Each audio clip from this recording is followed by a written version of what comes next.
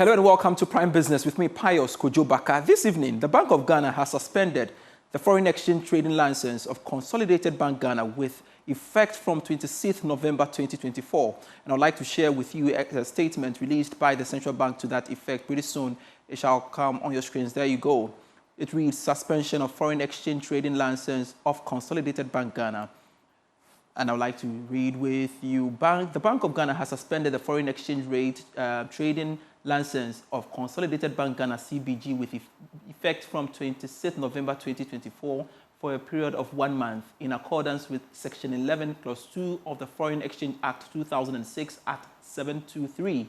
This is as a result of a number of breaches of the foreign exchange market regulations, updated guidelines for inward remittance services for payment service, provided dated November 2023, and the anti-money laundering, combating the financing of terrorism and the proliferation of weapons of mass destruction guideline for accountable instructions in Ghana and December 2022, which have come to the attention of the Bank of Ghana. It goes on to say the license will be restored at the end of 1 month suspension period once the Bank of Ghana is satisfied that CBG has put in place effective controls to ensure strict adherence to the foreign exchange market regulations. It concludes by saying the statement, the Bank of Ghana cautions foreign exchange market players to adhere strictly to the applicable forex market regulations and guidelines. And this is signed by the Secretary of the Bank of Ghana, Sandra Thompson. Now, economist Professor William Bantin has called for the strict enforcement of sustainable ways of mining in the country to boost the sector's contribution to the economy. Mining firms paid more than 11 billion cedis in taxes and royalties to government last year as new data reveals their significant contribution to the economy. Reacting to the development, Professor Bantin maintained the sector could have done better in terms of its contribution to the economy. Any sector could have done better. And if you put the numbers there, we did not account for the smuggling, the kind of galamsey that do not come in as part of. When I say galamsey, I'm not talking about small-scale mines that are conducted illegally. I'm talking about galamsey that are done illegally, and the proceeds are smuggled out, or those who get the gold are smuggled. It is not captured there. So if we are able to do mining and do it well, do it the way it must be done, do it sustainably, I think the figure that we are quoting now will be far, far more than what we are having. Well, what was returned to Bank of Ghana, I think there has been some improvement. Some of us have spoken about the fact that the retention of export receipts in Ghana in the past have been very low. So you have mining companies retaining a chunk of their proceeds outside. I think the Bank of Ghana might have done something better these days. That is why we are having over 70%. In some other business news, RSS Developers, a top player in Ghana's real estate industry, has just launched its newest luxury residential project, Meridian Gardens Estate. This move reaffirms the company's dedication to offering Ghanaians a modern, high-quality living experience. The estate features top-notch 2- and 3-bedroom apartments designed with comfort and luxury in mind. At the unveiling, the manager for RSS, Felicia Siao, emphasized the company's unwavering commitment to meeting the housing needs of Ghanaians.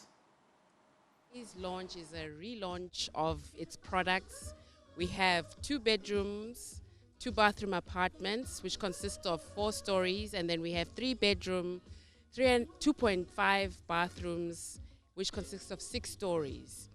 They are on for sale today and every other day. But today there's a special discount of 10%.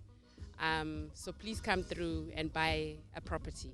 I think your average Ghanaian, a professional, an investor, an entrepreneur, so anybody who has a desire to buy an asset of this nature. The future development plans are to complete the uncompleted ones and to complete, or let me say, partner with developers to build on the unbuilt land, the vacant land that's available for sale. We're looking at doing commercial in the front. As you drive in, that area that's unbuilt is available for commercial opportunities. And then the remainder is also available for residential or other. Entrepreneur U is next.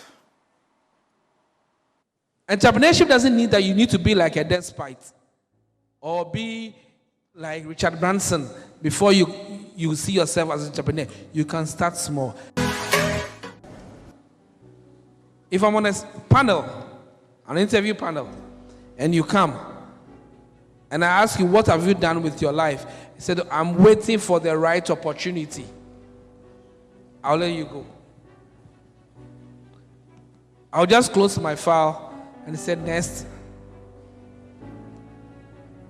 Entrepreneurship doesn't need that you need to be like a despot or be like Richard Branson before you see yourself as an entrepreneur. You can start small. There's a gentleman that provides us with orange juice in Accra. He goes to office.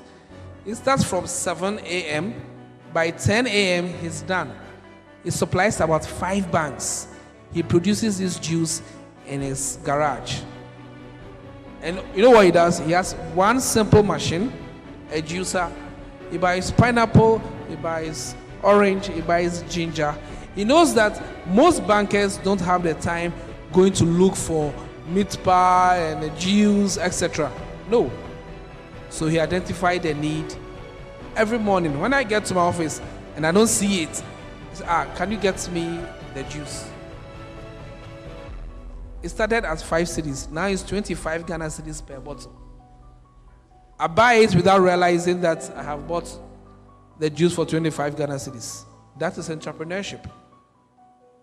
And you don't need to have a master's degree. You don't need to be out of school to start that. If you Google his name, it comes up as Juicy Guy. From bank to bank. We did a program and I've bought him a van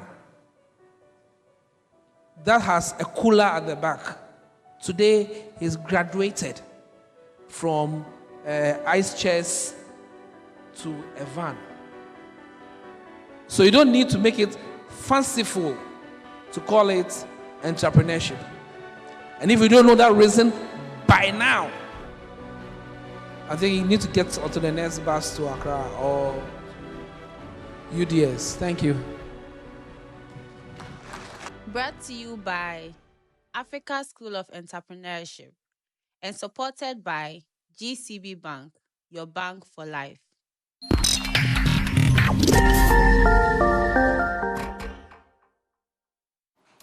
And that's it for Prime Business for today. I am Pius Kojo-Baka. We have more stories for you when you log on to myjoyonline.com/business. Daniel Cranton is next with Prime Sports.